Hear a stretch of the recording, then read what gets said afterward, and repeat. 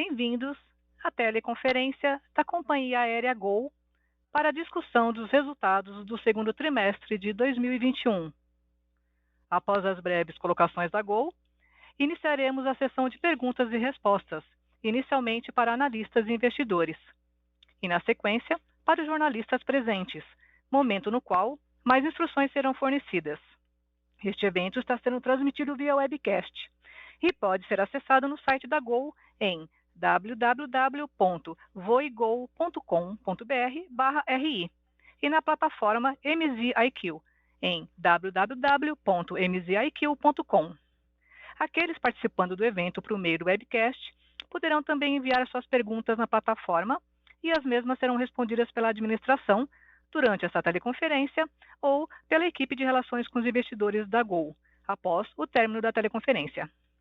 Antes de prosseguir, aproveito para reforçar que as declarações prospectivas têm como base as crenças e suposições da administração da Gol e as informações atuais disponíveis para a companhia. Essas declarações podem envolver riscos e incertezas, tendo em vista que dizem respeito a eventos futuros e, portanto, dependem de circunstâncias que podem ou não ocorrer. Investidores, analistas e jornalistas devem levar em conta que eventos relacionados ao ambiente macroeconômico, ao segmento e a outros fatores que podem fazer com que os resultados sejam materialmente diferentes daqueles expressados nas respectivas declarações prospectivas. Passo agora a palavra ao Sr. Paulo Kakinoff. Por favor, pode iniciar. Boa tarde, senhoras e senhores, e bem-vindos à teleconferência para a discussão dos resultados da Gol. Sou Paulo Kakinoff, diretor-presidente, e estou aqui com Richard Lark, vice-presidente financeiro. Essa manhã divulgamos os números do segundo trimestre. Também disponibilizamos no site de relações com investidores da companhia 3 vídeos contendo a apresentação dos resultados, a revisão financeira e as respostas a algumas perguntas que recebemos. Esperamos que todos tenham assistido, pois agora faremos apenas algumas breves considerações e então abriremos para suas perguntas. O segundo trimestre de 2021 foi marcado por 3 temas relevantes para o crescimento sustentável da Gol daqui para frente. Primeiro, a resiliência do mercado brasileiro de viagens aéreas. A demanda por transporte aéreo no Brasil está se recuperando rapidamente em função da consistente queda nos casos e fatalidade de Covid-19 desde 24 de junho, com redução de mais de 2% ao dia nas novas transmissões registradas no país e com uma queda em todos os estados brasileiros.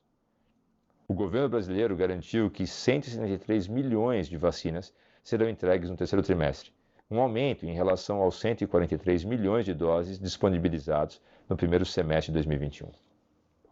Isso será suficiente para vacinar aproximadamente 90% de todos os brasileiros com mais de 12 anos. Segundo, a gestão disciplinada do yield da Gol levou a companhia a, de forma consistente, constante e muito ágil, preservar o equilíbrio entre capacidade e demanda no segundo trimestre, mantendo elevados os seus yields e taxa de ocupação, bem como minimizando o consumo de caixa. No segundo trimestre de 2021, a Gol apresentou de forma sistemática uma eficiência de mercado superior aos competidores, o que reforça o nosso compromisso em equilibrar o tamanho da oferta de assentos com a projeção preditiva de demanda. Terceiro, rota da Gol para prosseguir seu crescimento sustentado. Com base em nossas expectativas para o avanço da vacinação no Brasil, prevemos que as viagens a negócios voltarão a apresentar uma recuperação acentuada a partir do primeiro trimestre de 2022. Quando isso acontecer, aumentaremos a malha da Gol para permitir altas frequências nos mercados de São Paulo, Rio de Janeiro e Brasília, restaurando as rotas aos níveis pré-pandemia. A Gol também retomará os voos internacionais a destinos na América do Sul e os Estados Unidos, com disciplina e seguindo as restrições e regras de compliance de cada país. Com isso, passo a palavra para o Richard, que apresentará alguns destaques financeiros. Obrigado, Kaki. Nossa análise financeira detalhada para o trimestre foi compartilhada na apresentação em vídeo desta manhã. Acreditamos que todos vocês tiveram a chance de acessá-la. Resumindo, o EBIT ajustado da Gol para o segundo trimestre totalizou 144 milhões de reais, correspondendo a uma margem de 14%, o que demonstra o reestabelecimento das margens operacionais necessárias para suportar o crescimento da operação. O EBITDA ajustado atingiu 222 milhões de reais, com margem de 22%, evidenciando os bem-sucedidos esforços de sustentabilidade com equilíbrio entre oferta e demanda. Em relação à dívida líquida, excluindo os exchangeable notes e bônus perpétuos, sobre EBITDA últimos 12 meses ajustado foi de aproximadamente 10 vezes em 30 de junho de 2021, representando a menor alavancagem financeira entre seus pares. Mesmo em um ano atípico, o Gol se destaca entre as poucas empresas áreas mundiais por amortizar cerca de 6 bilhões de reais de dívidas desde o início de 2020, possibilitado por sua gestão disciplinada de liquidez e sua extração de valor dos ativos correntes. Essa estratégia permite que a Gol foque em crescer com rentabilidade, saindo da crise com um balanço mais leve e fortalecido, comparativamente aos seus concorrentes. A emissão de ações para a reincorporação do programa de fidelidade de Smiles, em conjunto com o aumento de capital liderado pelos acionistas controladores, totalizaram aproximadamente 1 bilhão de reais em capital de equity novo no trimestre. A retomada do mercado em direção à normalização da demanda já aponta um futuro surgimento de oportunidades de consolidação no setor de aviação. O acordo que a Gol assinou para a aquisição da MAP Linhas Aéreas está alinhado com essa tendência e desponta como um movimento racional para fortalecer nosso modelo de negócios, aumentar a geração de valor para nossos acionistas. Retorno agora a palavra ao Kakinoff. Obrigado, Richard. Gostaria de encerrar agradecendo aos nossos colaboradores, o time de Águias, que estão liderando com cuidado, clareza e confiança, resultando em uma gestão bem-sucedida durante a crise e colocando a companhia em uma sólida posição para a retomada de suas operações. Reiteramos nossa convicção, a exemplo do que temos feito ao longo dos últimos meses, de que a companhia emergirá ainda mais forte e resiliente com a normalização dos mercados. Continuamos firmemente comprometidos e otimistas com a gestão diligente de nosso balanço patrimonial e de nossas operações ao longo da recuperação. Passamos agora à sessão de perguntas e respostas. A teleconferência agora está aberta para perguntas, inicialmente apenas de analistas e investidores. Ao fim dessa etapa, abriremos para perguntas dos jornalistas presentes. Portanto, se analistas ou investidores tiverem uma pergunta, por favor, digitem *1 em seu telefone agora, ou a qualquer tempo após este anúncio. Se em algum momento a sua dúvida for respondida, antes de chegar a sua vez, digite *2 para sair da fila de espera. Pedimos que, quando fizerem suas perguntas, falem próximos do receptor do aparelho para que todos possam ouvi-los com clareza. Por favor, aguardem enquanto recebemos as perguntas de analistas e investidores. Temos uma pergunta de Vitor Mizuzaki, do Bradesco BBI. Oi, boa tarde. Eu tenho duas perguntas. Primeiro, se vocês puderem comentar um pouco como está o ambiente competitivo, né, e como que está o forward booking da Gol. E a segunda pergunta, com relação ao plano de frota da Gol, né, a adição do 737 MAX, se tem algum PDP, né, que poderia ser virar caixa quando vocês receberem um avião, né, e puderem fazer um sale leaseback da operação. Então, se de repente tem algum equity já no plano de frota que vocês podem transformar em caixa no curto prazo. Obrigado.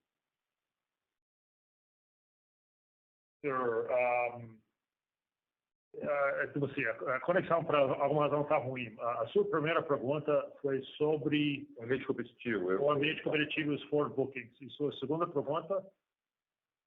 A segunda pergunta, Richard. Fala um pouco mais alto, por favor. Fala um pouco mais alto. A segunda pergunta é se no plano de frota, né, dado que vocês vão receber o 737 MAX, se tem algum equity já no plano de frota, dado o pagamento de PDP, né, e se daria para isso virar caixa no curto prazo, dado a possibilidade de se fazer algum sale leaseback. Entendi. Ok, entendi. Vitor, eu vou começar falando sobre boa tarde, sobre o ambiente competitivo. A gente está vendo aquela mesma correlação negativa entre número de casos e demanda, e crescimento da demanda, né, que a gente viu no segundo semestre do ano passado, se repetir agora. Então, à medida que nós estamos vendo, é uma correlação negativa quase perfeita, né? À medida que se vê uma redução no número de casos, se tem um aumento da demanda na proporção inversa, está acontecendo agora.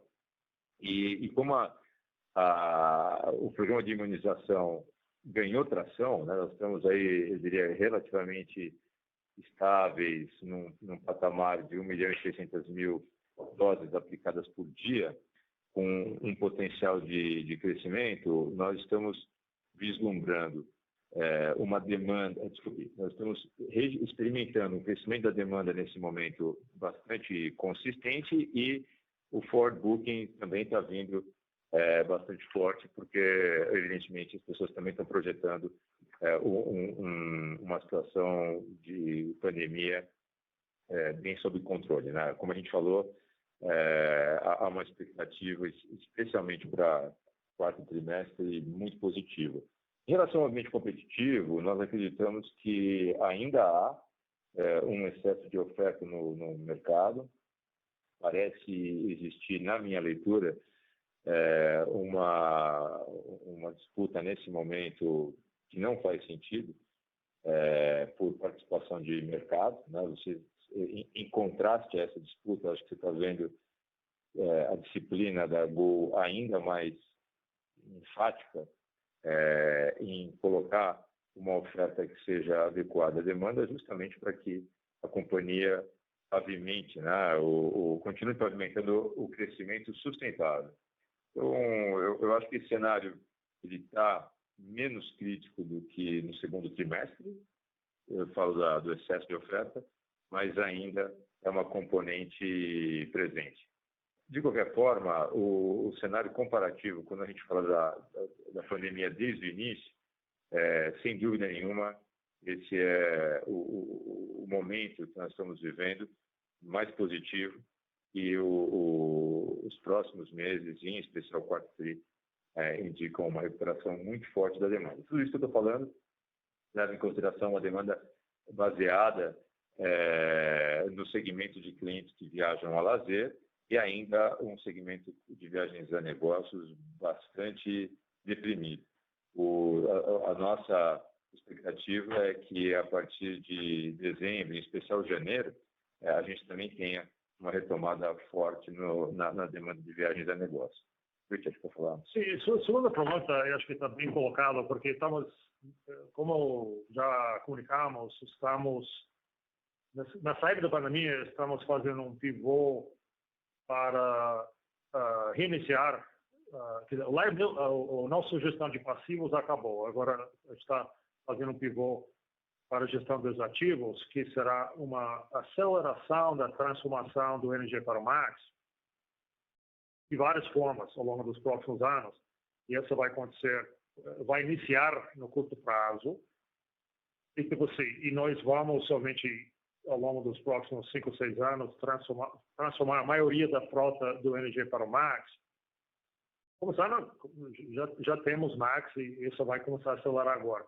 E junto com isso, tem dado nossos economics e nossa forma de financiar a aquisição dos aviões, a gente cria valor material de equity.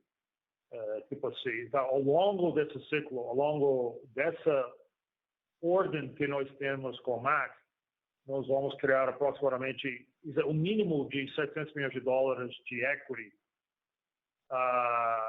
em combinação de leasing financeiro e sale-leaseback. Quer dizer, no sale-leaseback a gente realiza o equity na frente, monetiza o equity na frente, e no caso do leasing financeiro a gente monetiza no back-end quando a gente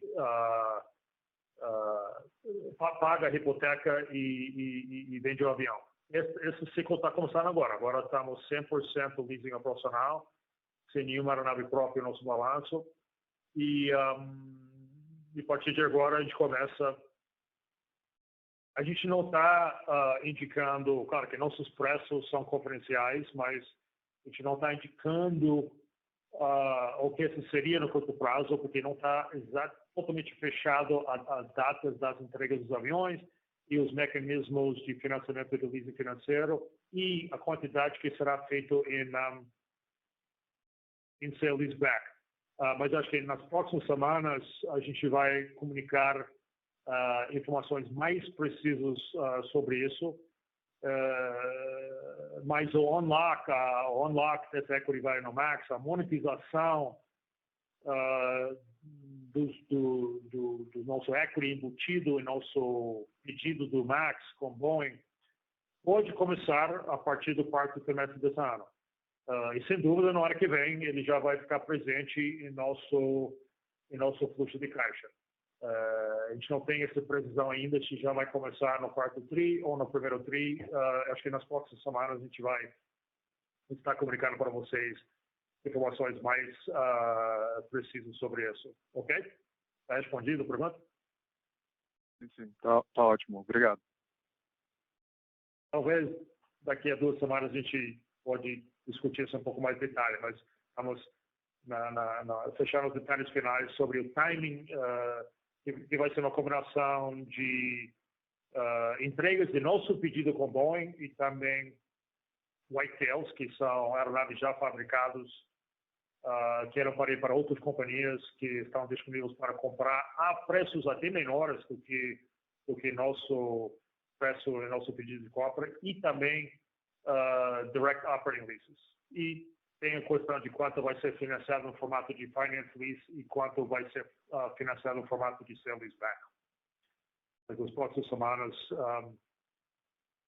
a gente vai ter clareza sobre isso e como eu falei, o valor de equity, é importante falar também, o valor de equity está falando aqui, é o valor que sobrou para nós, sobrou para a Gol. E essa que está embutido em nosso plano em termos de aquisição e compra de MAX é aproximadamente $700 milhões ao longo desse próximo ciclo, que seria entre agora e 2026, por exemplo.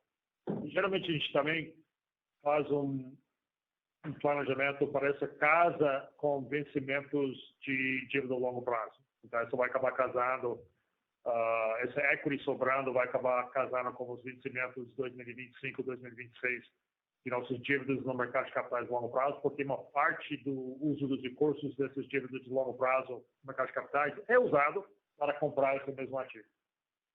Então, nossa política obriga o casamento sempre de ativo passivo no tempo.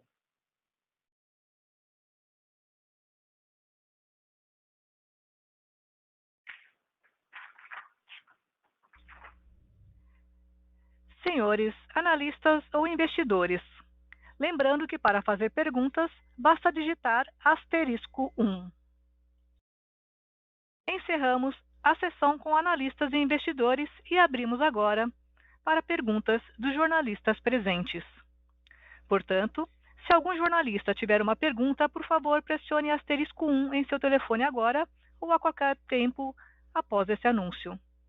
Se em algum momento sua dúvida for respondida antes de chegar a sua vez, digite *2 para sair da fila. Temos uma pergunta de Christian Favaro, do Valor Econômico. Oi, gente, tudo bem? Boa tarde, obrigado por pegar minha pergunta. O Kakinoff e o Richard também. Apenas uma dúvida com relação ao mercado regional. Eu vi que recentemente vocês têm feito vários anúncios com relação a isso. Queria pegar algumas perspectivas de vocês para frente, como que vocês estão vendo, pegar algumas estimativas com relação a essa questão da MAP, se vocês têm uma ideia de quando isso deve avançar de alguma forma. Eu sei que tem essas questões regulatórias, tem o norte, e sobre esses novos parceiros, né? Vocês chegaram a ter essa parceria com uma companhia aérea pequenininha que operava o Caravan também e acabou não avançando essa parceria. Vocês falaram que estavam buscando novos parceiros para operarem aviões menores que a TR. Queria saber se há alguma novidade com relação a isso. É mais um norte, né, dentro desse mercado. Obrigado. Ô, Christian, desculpa, eu fiquei falando aqui, agora que eu vi que estava com o mudo, desculpa, estou falando 30 segundos Tudo agora. bem. Não, boa tarde novamente. Eu estava mencionando que, começando pela MAP, né, o processo está dentro do prazo que a gente havia estimado, e quando nós fizemos o anúncio da transação, falamos que ao longo do segundo semestre, né, é realmente uma faixa longa, porque não é possível prever com precisão quando os processos regulatórios estariam concluídos, mas a nossa estimativa é que ao longo desse segundo semestre, tanto as análises de ANAC quanto CAD sejam concluídas e, consequentemente, tenhamos aí a definição, né, quanto à aprovação quanto ao processo de aprovação desse deal. Quando a gente fala sobre regional, a resposta é um pouco mais longa, é só para convencionarmos aqui, né, os principais conceitos que são relevantes nesse mercado. Na nossa visão é um equívoco, né, fazer uma equalização dos termos aviação regional e aeronaves menores, né? Só para te dar uma ideia, se a gente considera a aviação regional tudo aquilo que não é o voo com destino para uma capital, é curioso ver que já há alguns anos a Gol é líder desse mercado, mesmo operando uma aeronave padronizada, né? Nós temos em volume de passageiros transportados, já somos há muito tempo a companhia aérea que mais transporta para mercados regionais. Evidente que em algumas localidades onde há demanda que justifica a alocação de uma frequência regular, porém em volume insuficiente para as aeronaves do nosso porte, ou ainda há localidades onde o aeródromo disponível não comporta a aviação do 737, nós temos a estratégia, então, de desenvolvimento dessas rotas com parceiros, sendo que o principal deles é a Voipass, né, operando ATR, e com quem nós temos uma parceria na modalidade que o setor chama de CPA, né, Capacity Purchase Agreement, que é um acordo de compra de capacidade, onde nós, basicamente, adquirimos previamente toda a capacidade de produção daquela aeronave, comercializamos nos nossos canais, no site da Gol, no aplicativo da Gol. O voo é um voo Gol operado por um parceiro que fornece o avião, a tripulação, né, mas toda a responsabilidade daquele voo do ponto de vista comercial, na perspectiva do cliente, é da própria Gol. Com a Voipass, nós também temos acordos de code share, que são operações onde a Voipass tem as suas próprias rotas, e nós também comercializamos, né, não exclusivamente, mas também comercializamos os nossos canais. Para além dessa parceria da Voipass, que é com quem nós temos a maior parte, né, dos acordos, nós desenvolvemos um modelo que chamamos internamente de clube de regionais, né? Empresas menores que atuam em localidades mais específicas e com quem nós também desenvolvemos esses acordos. Essa terceira vertente, a segunda e a terceira, né? Tanto a Voipass ampliando destinos através desse modelo de compra de capacidade, quanto o clube de regionais, está em plena fase de expansão, né? A gente tem noticiado aí com muita frequência novos destinos e ainda novas parcerias. Agora, amarrando o primeiro item da pergunta e o último, né? O próprio processo da MAP e a nossa estratégia de expansão regional, através da Voipass na região norte e da própria Metal Gol aqui em São Paulo, tendo a aprovação da aquisição, nós deveremos ampliar de forma significativa o número de destinos regionais que são operados por esse ecossistema.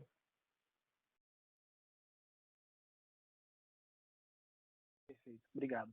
Já tem alguma novidade, uma nova empresa que vocês estão buscando aí para aviões ainda menores? Eu lembro que vocês tinham um Caravan que há um tempo atrás vocês falaram que estavam buscando parceiro.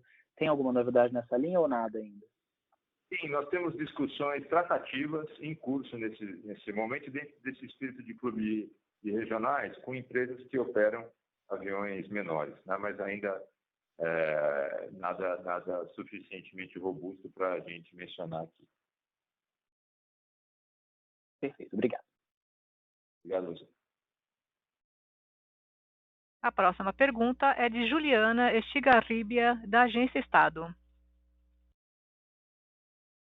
Oi, boa tarde. Eu queria saber se vocês poderiam dar um pouco mais de detalhes sobre os cenários que a empresa levou em consideração para traçar uma projeção mais modesta para o segundo semestre, como vocês mesmos mencionaram na tela anterior.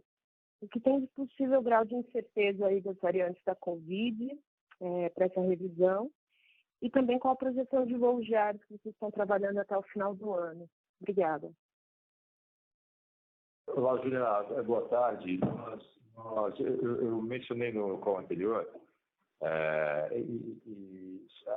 a correlação inversa, né, que existe também agora há pouco entre a progressão, a curva de casos de Covid-19 e a demanda no setor. Se a gente olhar o histórico desde abril do ano passado, né, quando a Covid começou, é uma correlação negativa quase que perfeita.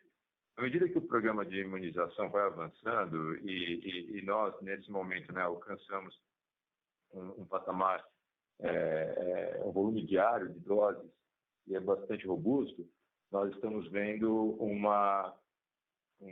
crescimento sustentável da demanda, né? Que é basicamente o que nós estamos operando agora, esse patamar de voos que a Gol tem voado em julho é 3 vezes maior, né, do que nós tínhamos, por exemplo, no mês de fevereiro desse ano. E aí, numa projeção da evolução do PNI e considerando, né, como premissa, por exemplo, que na virada do terceiro para o quarto trimestre, nós teríamos toda a população acima de 30 anos com a primeira dose já aplicada e aproximadamente 85% desse grupo imunizado, nós estamos fazendo uma projeção de uma queda muito significativa no número de casos e evidentemente das fatalidades também, né? Porque esse grupo representa 98% das internações, dos casos graves e também do número obsceno de mortes, né, que nós temos nessa pandemia até aqui.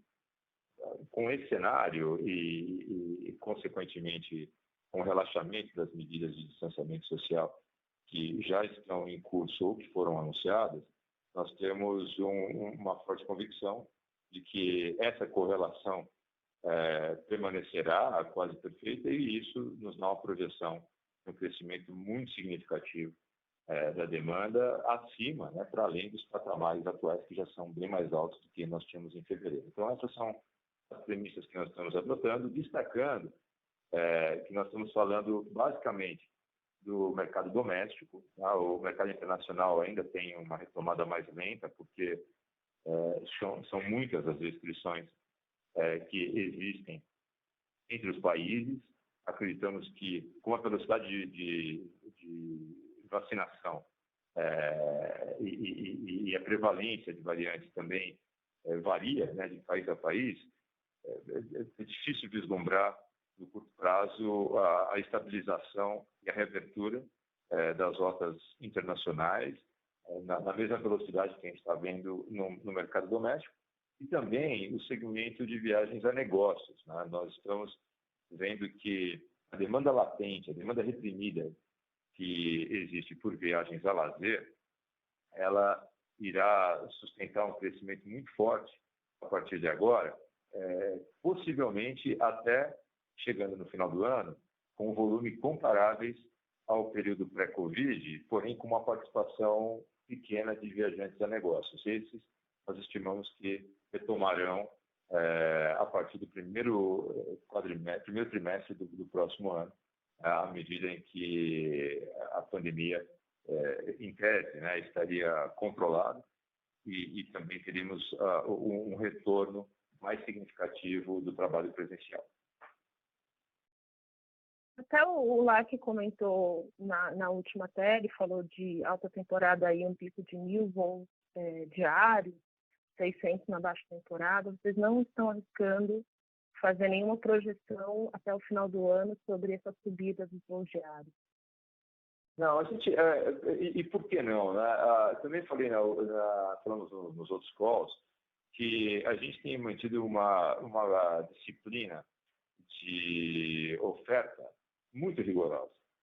E um dos principais ativos da Gol é justamente a alta velocidade através da qual nós conseguimos adaptar a nossa frota operacional justamente ao tamanho da oferta, porque o setor ainda sofre, né, com uma pressão de custos bastante elevada. O nível de preço do querosene de aviação, por exemplo, em reais, é um dos mais altos da série histórica. A variação cambial ainda impacta negativamente a estrutura de custos do setor.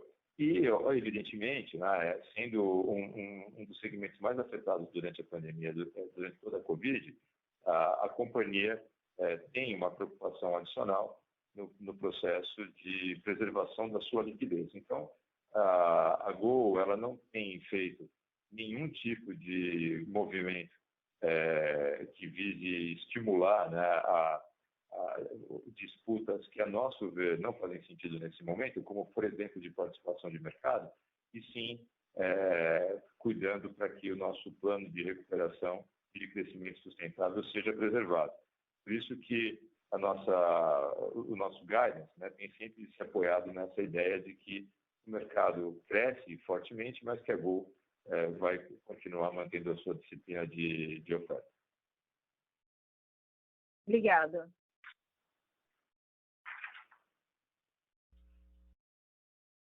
Senhores jornalistas, lembrando que para fazer perguntas, basta digitar *1.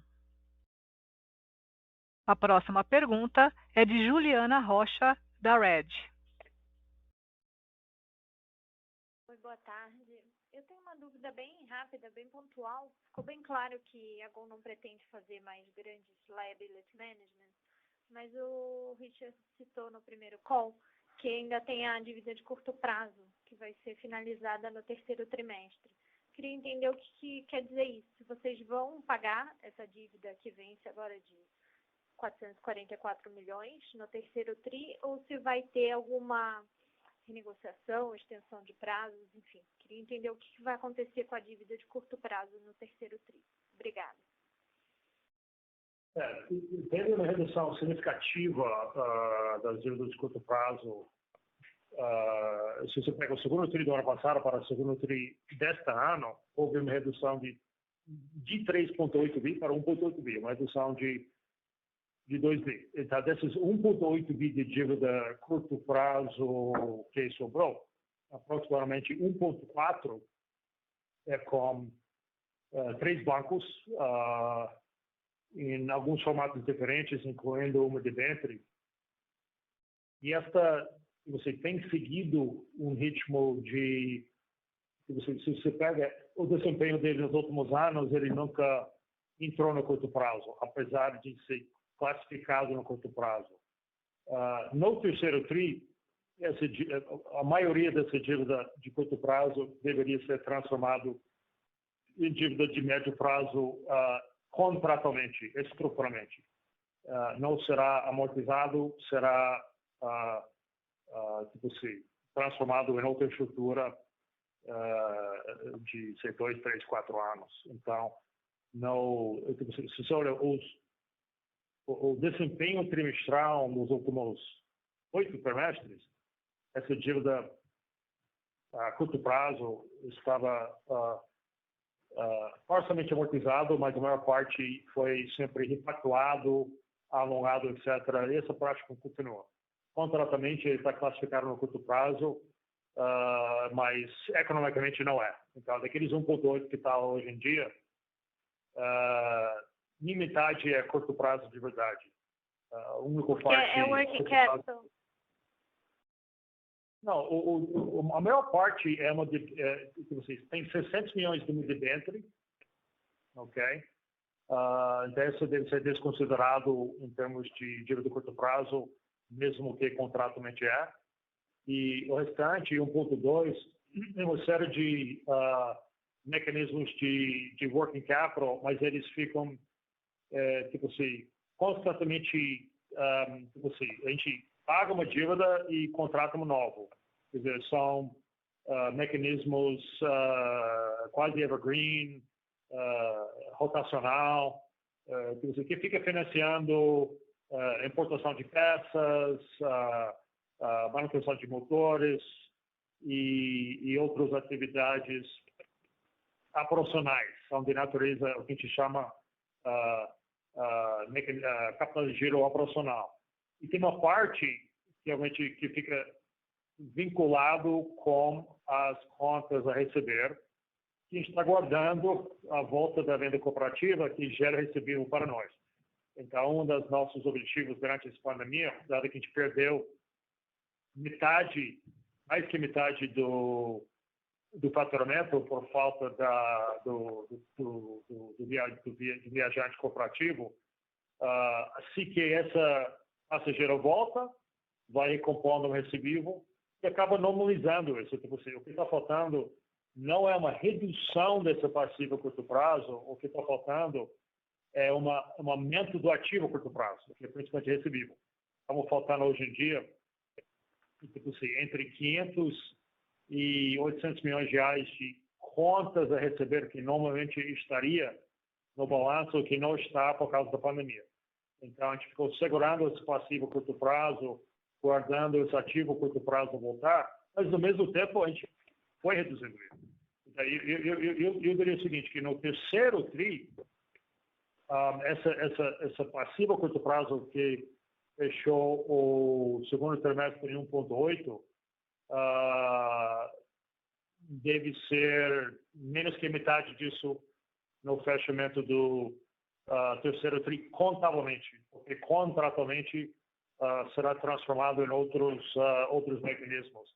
Mas isso é puramente contábil, porque economicamente a gente só amortizou dívidas curto prazo que não fazia sentido ter no balanço. Tudo que fazia sentido, que está vinculado com a atividade operacional, a gente estava rolando, repactuando, mantendo como apoio dos parceiros financeiros, que principalmente são os bancos comerciais brasileiros e estrangeiros. Quer dizer, a maioria dessas dívidas, independente da forma do instrumento, são com bancos comerciais, nos quais a gente tem mantido boas relações. E são totalmente roláveis e pactuados.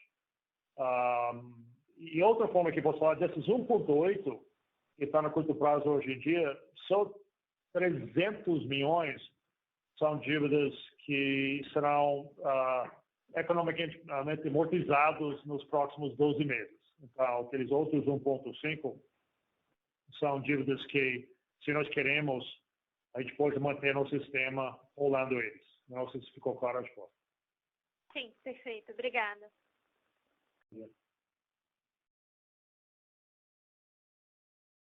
Senhoras e senhores jornalistas, esse é o último anúncio. Para fazer uma pergunta, basta digitar *1.